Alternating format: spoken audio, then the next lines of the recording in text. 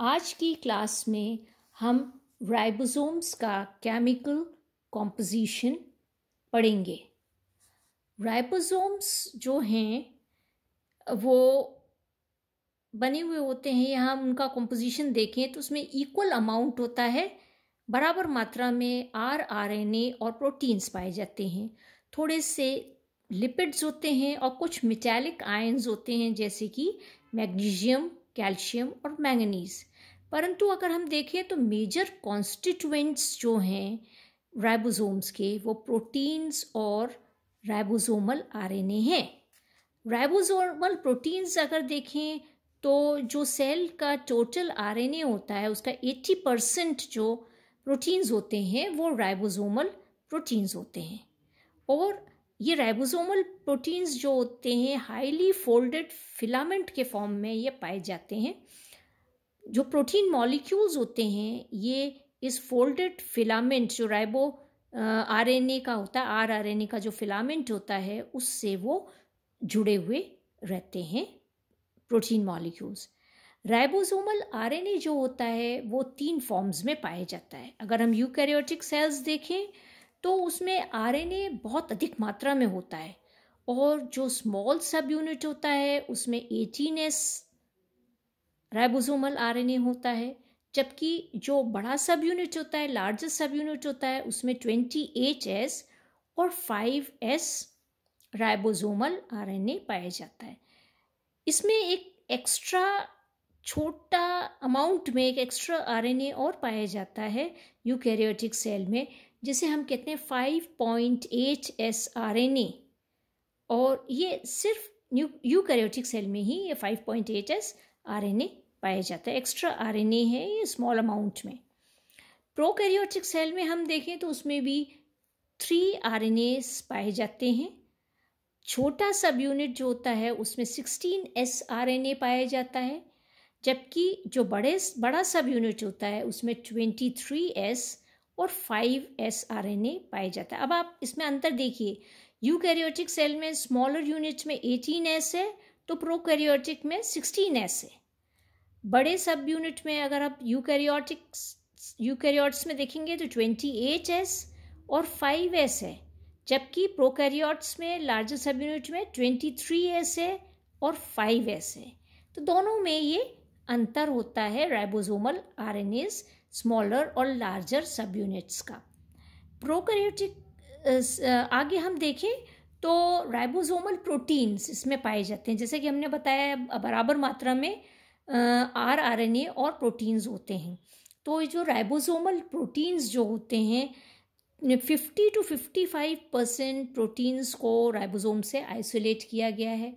और जो ये राइबोसोमल प्रोटीन्स जो होते हैं वो प्रोकैरियोटिक राइबोसोम्स में हम देखें तो करीब 21 प्रोटीन्स पाए जाते हैं स्मॉल सब यूनिट में, जो कि 30S सब यूनिट होता है, और 34 प्रोटीन्स करीब पाए जाते हैं लार्ज सब यूनिट में, जो कि 50S सब यूनिट होता है। तो प्रोकैरियोट्स में ये राइबोसोमल प्रोटीन्स का परसेंटेज है या नंबर है जो इसमें पाया जाता है कि कितने प्रोटीन्स इसमें होते हैं। 21 प्रोटीन्स स्मॉल सब यूनिट में, 34 प्रोटीन्स इन लार्ज सब यूनिट में। और ये सारे जो प्रोटीन्स होते हैं ये कोर प्रोटीन्स होते हैं।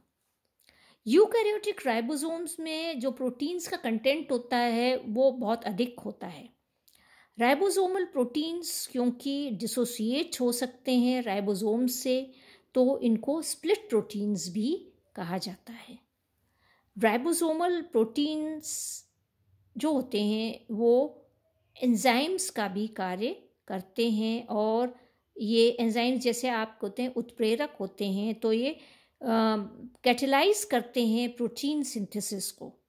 तो राइबोसोमल प्रोटीन्स जो एंजाइम्स के फॉर्म में एक्ट करते हैं वो होते हैं इनिशिएशन प्रोटीन्स।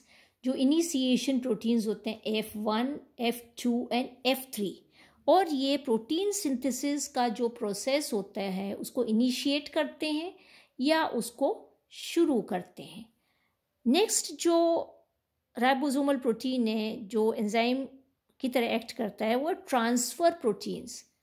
ट्रांसफ़र प्रोटीन्स है जी फैक्टर, टीएस फैक्टर, ये ट्रांसफ़र प्रोटीन्स होते हैं और ये राइबोसोम्स के ट्रांसलोकेशन में हेल्प करते हैं। मतलब translocation of ribosomes over messenger RNA, ribosomes को मैसेंजर आरएनए पर पहुंचाने का कार्य करते हैं।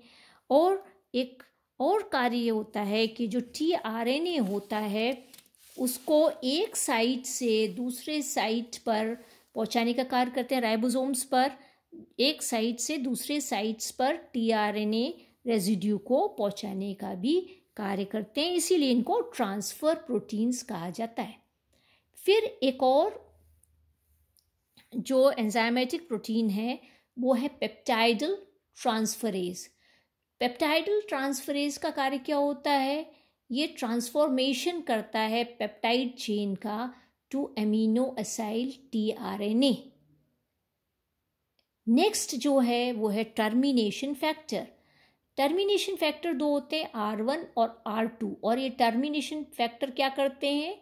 ये हेल्प करते हैं कंप्लीटेड पॉलीपेप्टाइड जो चेन होती है उसको रिलीज करने का और उसको टर्मिनेट करने का, जो कंप्लीटेड पॉलीपेप्टाइड चेन है उसको रोकने का और फिर उस चेन को रिलीज करने का कार्य करते हैं। तो ये हमने आज केमिकल कॉम्पोजिशन राइबोसोम्स का पढ़ा। नेक्स्ट क्लास में हम राइबोसोम्स के बायोजेनेसिस के बारे में पढ़ेंगे।